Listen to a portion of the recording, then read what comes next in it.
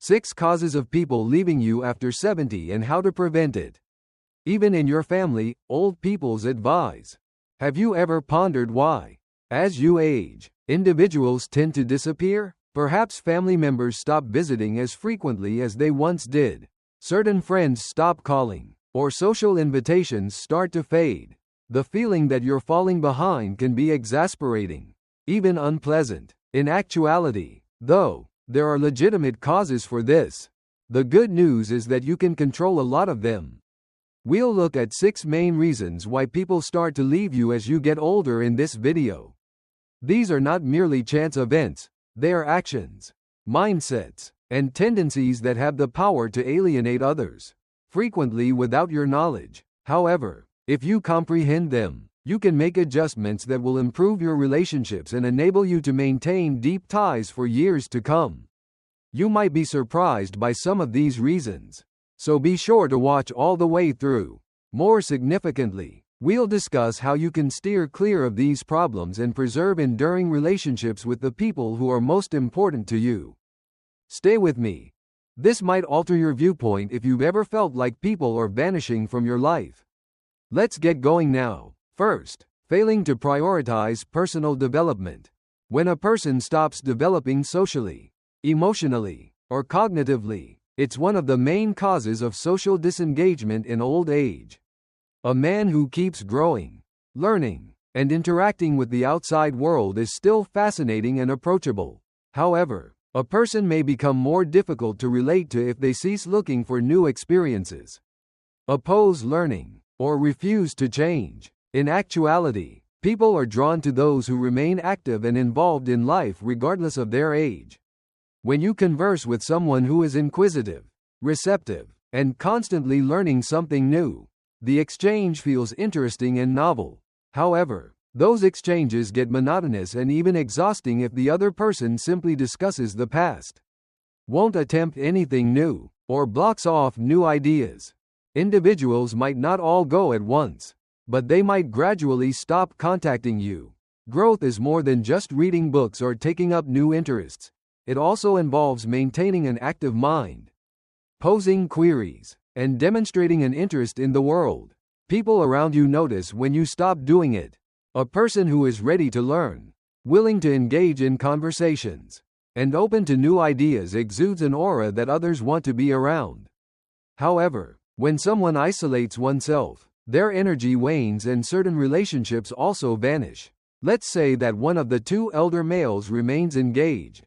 He appreciates learning from younger generations, talks about books, watches fascinating documentaries, and inquires about new technologies. I don't understand all that stuff. Or, things were better in my day, is how the other dismisses anything new. In your opinion, which one people like to converse with? Which one do you believe receives more phone calls, invitations to events, and maintains more relationships? Particularly as we get older, it's simple to get into comfortable patterns. However, continuing to be active in life is a decision. You don't have to become an expert in every new technology or trend. People will react differently to you, though. If you are open-minded, curious, and prepared to change, people will want to retain you in their lives if you keep improving.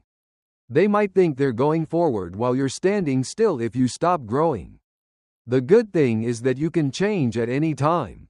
Making the effort to develop will keep you connected, whether it means reading something outside of your comfort zone, trying a new skill, or just asking more questions during talks. Because people are more attracted to individuals who never stop moving forward than to those who stagnate. The second is becoming overly pessimistic or whining a much. Persistent negativity drives people away more quickly than anything else. You may be unwittingly alienating people if you continually gripe about your health, the younger generation, the government, or how things used to be better. Being with someone who constantly sees the worst in every circumstance is unpleasant for everyone. It can be draining, even if you might not perceive it as negativity but rather as a way to communicate your genuine opinions to people. Consider how you feel around someone who seems to have something negative to say all the time. Perhaps it's a friend who only shares bad news, a relative who is always talking about their troubles, or someone who always finds something to complain about. People begin to phone less, visit less, and finally wander away as a result of those interactions becoming exhausting over time. However, this does not imply that you should avoid discussing difficulties. Everyone has difficulties. Therefore, it's critical to discuss them with people you can trust. Balance is the main distinction. Even others who care about you may be reluctant to reach out if the majority of your talks center on your frustrations, hurts, regrets, or complaints. Those are inherently drawn to those who make them feel good. Encourage them, and find the positive side of life, even in the face of adversity. Although you don't have to pretend to be happy, changing your perspective to emphasize thankfulness, curiosity, and even comedy can have a significant impact on how other people see you. People feel lighter in your presence and want to spend more time with you when you choose to emphasize positive events. Inquire about their life, and tell anecdotes that make them laugh rather than feel frustrated. Imagine two elderly guys attending a family event. One complains about his back, the traffic, and how no one respects elders anymore for the duration of the session. The other finds something good to say about the event, asks how everyone is doing, and delivers a humorous story. Which do you believe will be the next person to want to sit? Second, which do you believe will receive additional invitations in the future? The solution is obvious. People are drawn to individuals who bring light rather than those who produce shadows because energy is contagious. Take a moment to consider the energy you bring to conversations if you've observed others withdrawing. Do you contribute warmth, interest, and kinship, or have you developed the tendency to solely think about what's wrong? The way you talk about life can have a big impact on how other people react to you. Additionally, people will always want to be with you if you continue to spread optimism. Please let me know in the second remark below if you're still watching this video and finding these ideas helpful. To ensure you don't miss any videos, I advise you to subscribe and turn on the bell if you haven't already. We can keep producing high-quality content to educate and uplift you thanks to your support. Let's go ahead now. The third is not fostering relationships. Relationships are not self-sustaining. Social ties, familial ties, and friendships all need work. And feeling that the relationship has become one-sided is one of the main reasons why people begin to wander away as they become older. You may be unintentionally alienating individuals if you've developed the tendency to expect them to initiate contact, schedule events, or check in. Consider the connections in your life. How recently did you initiate contact? When was the last time you gave a friend a call to check on them? Sent a kind note or extended an invitation to spend time together? Many individuals believe that someone will always make the effort if they truly care. However, in practice, neglected relationships deteriorate. People will eventually quit trying if they feel like they have to do it all the time. This has nothing to do with big gestures. It's about letting them know that you value them. A small phone call, a text message, or an invitation to have coffee can have a big impact. It communicates your appreciation for their existence in your life. Over time, someone may come to believe that the relationship isn't worth sustaining if they only get in touch with you when you need something or if they are the only one making the effort. Consider two elderly men. One inquires about the well-being of friends and family members on a frequent basis and shows interest in their life. The other seldom ever gets in touch, only calling when he has a grievance or wants a favor. In your opinion, which one will people want to maintain contact with? The solution is clear. Individuals want to feel appreciated rather than taken advantage of. And here's a crucial point. Rebuilding relationships can always be done at any time. Start small if you recognize that you have been aloof. A brief phone conversation, a thoughtful note, or even simply recalling and bringing up tidbits of information about someone's life. You can demonstrate your concern the next time you speak. Consistency is crucial. You don't have to communicate all the time. People will want to stay in your life. Nevertheless, if they know you're thinking of them, take a minute to consider if you have been putting in the effort or if you have been waiting for others to do all the work. If you've been wondering why some people seem to be slipping away, Your connections will flourish the more you put into them. People will always want to be a part of your life when they realize they are important to you. The fourth is a refusal to change. Life is ever changing, and those that welcome that change rather than fight it are frequently the ones who remain involved, connected, and socially active. Being overly inflexible, rejecting new concepts, opposing technology, or failing to comprehend how the world is changing are some of the main reasons why people begin to distance themselves as they age. People may gradually begin to leave your life if they believe they are unable to engage in meaningful dialogue with you because you reject their viewpoints. Think about how different the world is today compared to 20 or 30 years ago. The way people communicate has evolved. Social conventions have altered. Technology is intertwined into everyday life. To stay in touch, younger generations use social media, video conversations, and text messages. Many elderly individuals find it difficult to adjust to these changes, not because they are incapable of doing so, but rather because they do not want to. They say things like, "I don't understand all that stuff," or "It was better back in my day." People may find it more difficult to relate to you if you shut down fresh ways of thinking. Even though nostalgia is normal, and technology isn't the only factor, it all comes down to having an open mind to various viewpoints. Relationships, careers, and even daily life are now viewed differently. A rift is created when someone consistently disparages younger generations, rejects novel concepts, or refuses to accept that times have changed. People, especially family members and younger friends, may begin to feel like interactions with you are more of an argument than an exchange of ideas. And that may eventually result in distance. However, this does not imply that you must instantly alter your identity or agree with everything. It just means continuing to be curious, posing queries rather than closing things down, having an open mind, even if it's only about the fundamentals of younger people's communication.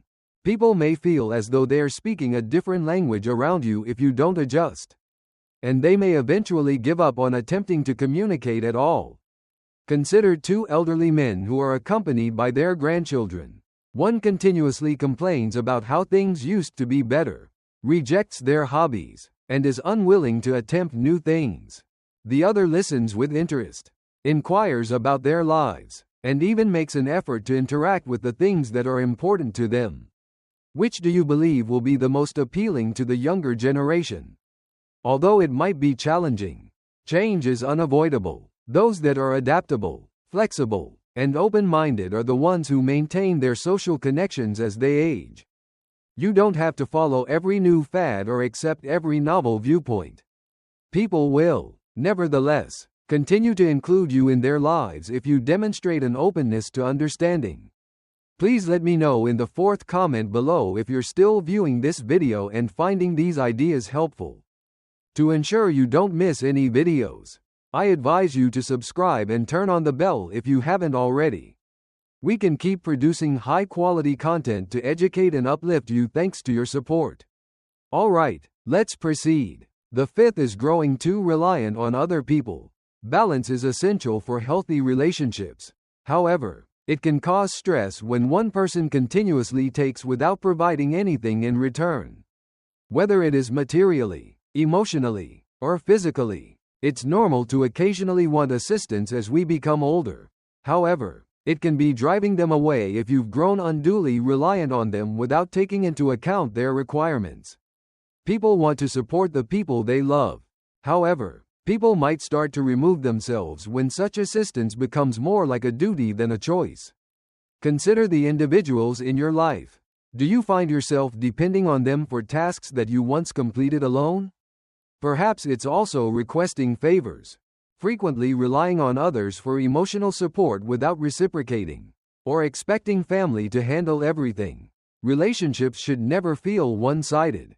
Even though having loved ones to rely on is vital, people may begin to back off if they believe they are giving all the time with little effort or gratitude in return.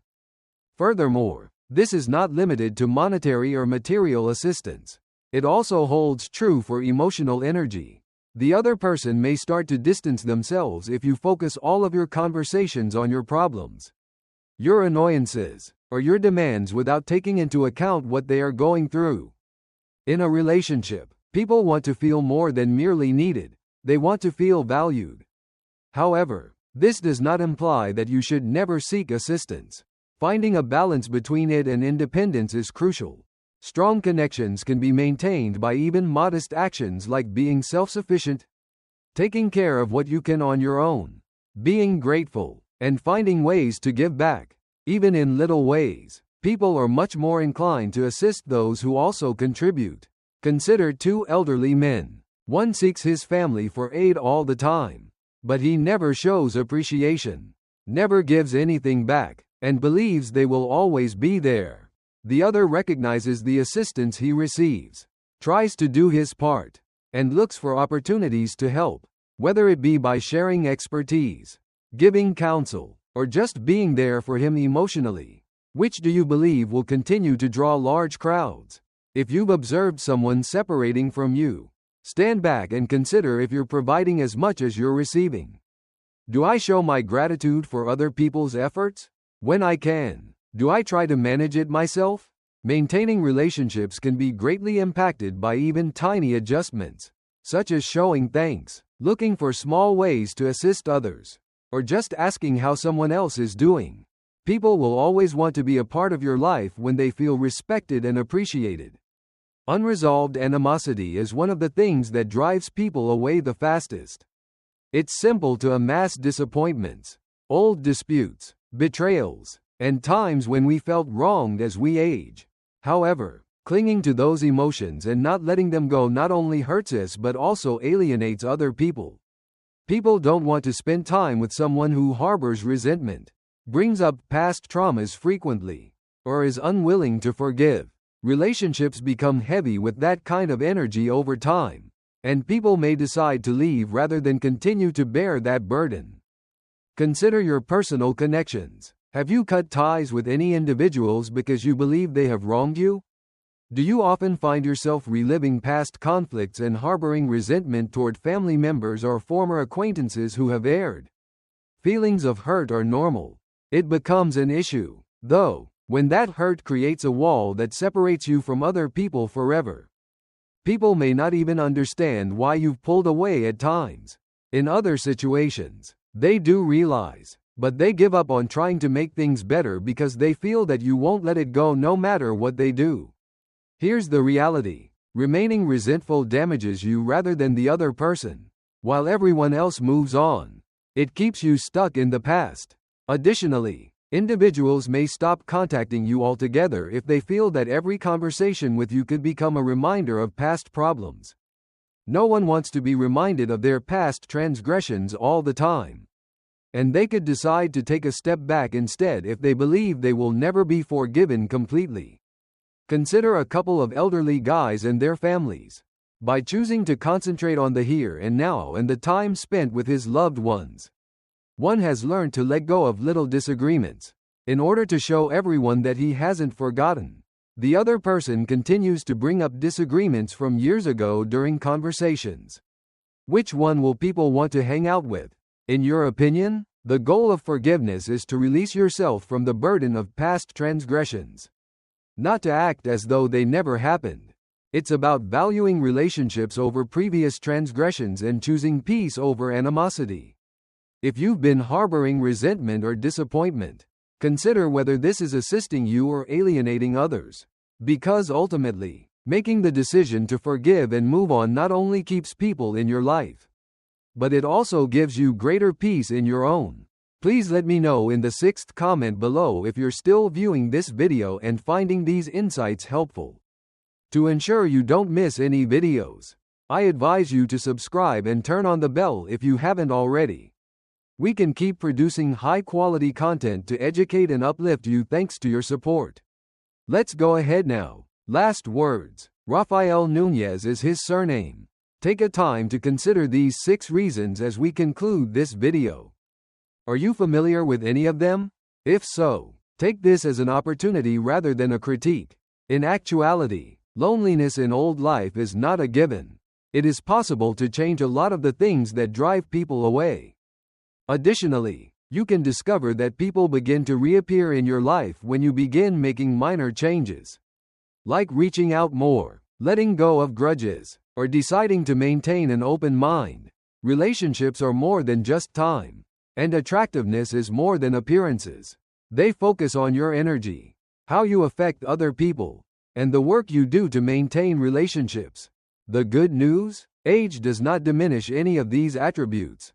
People will always want to be with you if you maintain your interest in other people. Keep active in life, and approach relationships with compassion and understanding. Therefore, consider what you can do to encourage them to stay rather than why they leave. Because you still have the ability to establish and preserve solid relationships. Reconnecting, reaching out, and building a life full of meaningful relationships are all possible at any time. Your senior years will be more satisfying if you work harder to keep the appropriate individuals close by. We appreciate you being here with us today. We would be delighted to hear from you. Tell us about one thing you learned today and how you intend to apply it in your life in the comments section below. We value your opinions, so please feel free to express them. We are greatly inspired and encouraged by reading your remarks. Please like, subscribe, and share this video if you found it entertaining and useful. We can keep producing high-quality content to educate and uplift you thanks to your support. We appreciate your time and hope to see you in the upcoming video.